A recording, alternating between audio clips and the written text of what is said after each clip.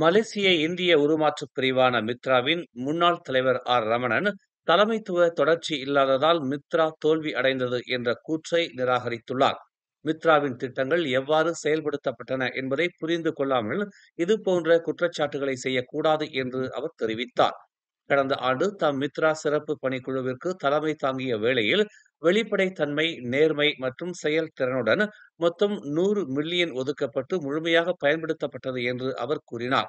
அனைத்து பெறுநர்களின் பெயர்களும் பகிரங்கமாக பெயரிடப்பட்டதாகவும், திட்ட விவரங்கள் கிடைக்கப் பெற்றதாகவும் தொழில் முனைவோர் மேம்பாடு மற்றும் கூட்டுறவுத்துறை அமைச்சருமான அவர் தெரிவித்தார்.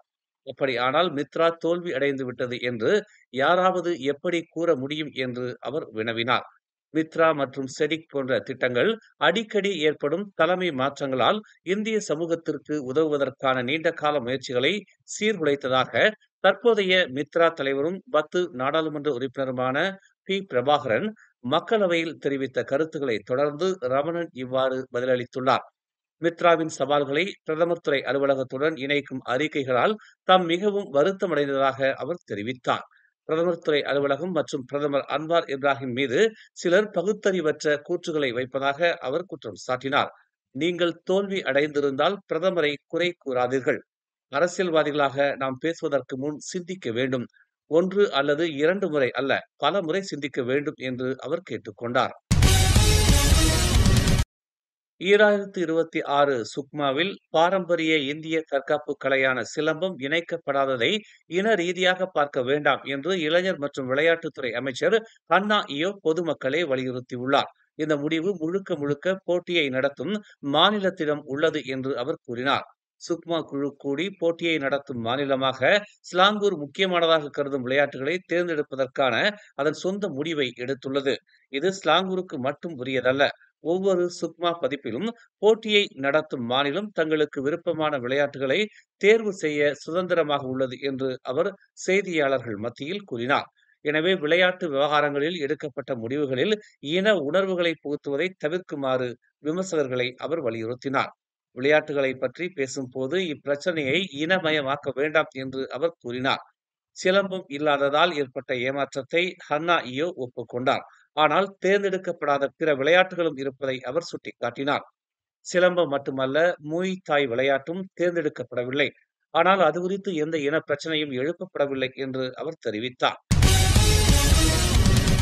ஊழியர்கள் சேமநிதி வாரியத்தின் சந்தாதாரர்களுக்கு பென்ஷன் பாணியிலான மாதாந்திர அடிப்படையில் பண மீட்பு திட்டத்தை அமல்படுத்த அரசாங்கம் உத்தேசித்துள்ளது. ஆனால் அத்திட்டம் அமல்படுத்தப்பட்ட பிறகு பதிவு செய்து கொள்ளும் புதிய சந்தாதாரர்களுக்கு மட்டுமே அமல்படுத்தப்படும் என்று துணை நிதி அமைச்சர் லிம் ஹுயிங் மக்களவையில் தெரிவித்தார்.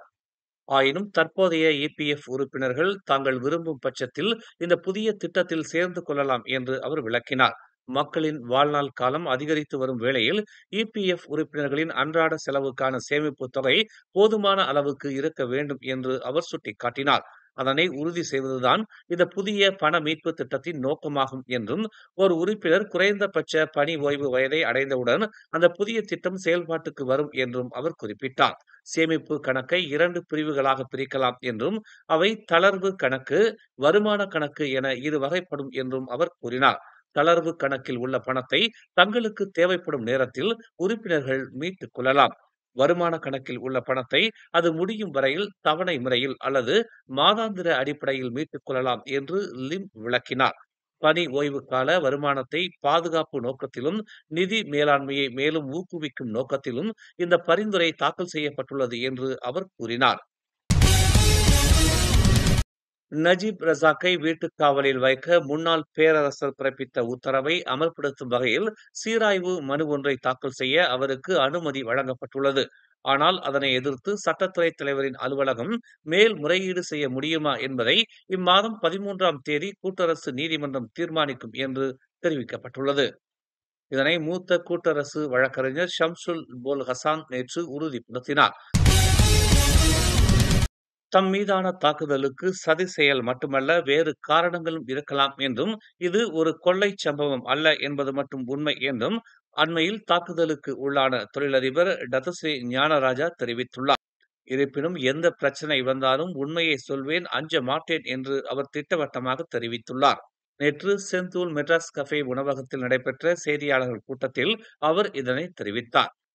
தாம் இருக்கின்ற இடம் பிரதமரின் அலுவலகம் இருக்கும் இடம் என்று குறிப்பிட்ட அவர், அது மட்டுமல்ல அங்கு விஐபிகள் வசிக்கின்ற இடமாகும் என்றும் அவர் கூறினார். அதையும் மீறி இப்படி ஒரு சம்பவம் நிகழ்ந்துள்ளது என்றும், இந்த இடத்தில் திருடுவதற்கு வாய்ப்பே கிடையாது என்றும் அவர் கூறினார். தம்மை தாக்குகின்ற நேரத்தில் வாயை திறக்கக்கூடாது என்று கூறி ஏதோ ஒரு நோக்கத்தில் வந்தது போல் உள்ளது என அவர் சுட்டிக்காட்டினார். மேலும் அரிவாளுடன் வந்து கையை வெட்டினர். இது ஒரு எச்சரிக்கை. இந்த வெட்டு இன்னமும் ஆழமாய் போகலாம் என்றும் அவர்கள் தெரிவித்ததாக ஞானராஜா கூறினார்.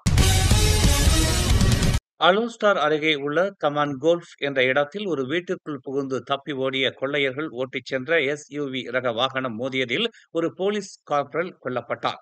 ஹபீசுல் இஸ்லாம் மஸ்லான் என்ற 35 வயது சம்பந்தப்பட்ட அதிகாரி 4 சந்தேக நபர்களுடன் வந்த எஸ்யூவி ரக வாகனம் மோதியதில் சம்பவ இடத்திலேயே உயிரிழந்ததாக பெர்னாமா தெரிவித்துள்ளது.